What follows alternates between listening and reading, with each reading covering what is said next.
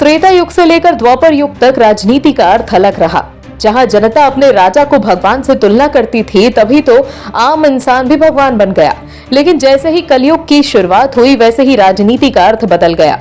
जहां राजनेता सिर्फ अपनी जेबें भरने में लगे हैं और अपनी राजनीति चमकाने के चक्कर में भगवान तक को नहीं छोड़ते। कोई पुरुषोत्तम राम को लेकर टिप्पणी कर देगा तो कोई भगवत गीता को लेकर।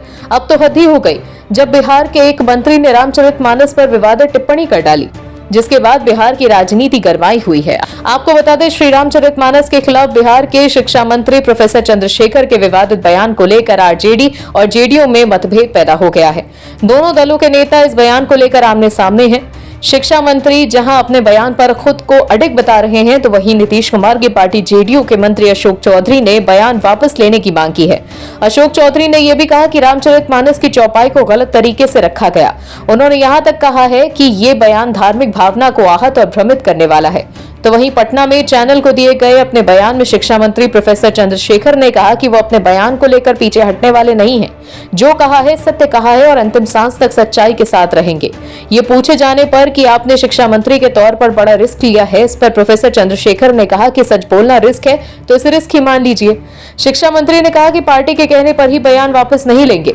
हालांकि पार्टी ऐसा नहीं कहेगी, इसके लिए संघर्ष करेंगे और अपने विरोधियों को मुंह तोड़ जवाब देंगे।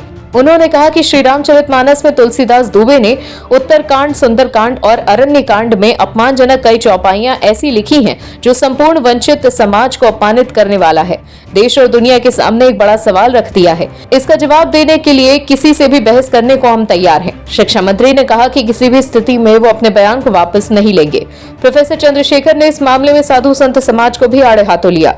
तो ये बिहार की यथास्थिति है जहां महागठबंधन में खींचतान चल रही है। बिहार के मुख्यमंत्री मौन है और वहीं डिप्टी सीएम साहिब यानी कि तेजस्वी यादव अपनी अलग अलग स्तर पर ही बिहार की सत्ता परिवर्तन के प्लान को एक्टिव करने में जुटे हुए हैं।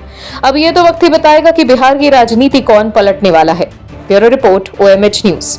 और भी वीडियोस देखने के लिए चैनल को सब्सक्राइब करें और बेल आइकन को दबाएं।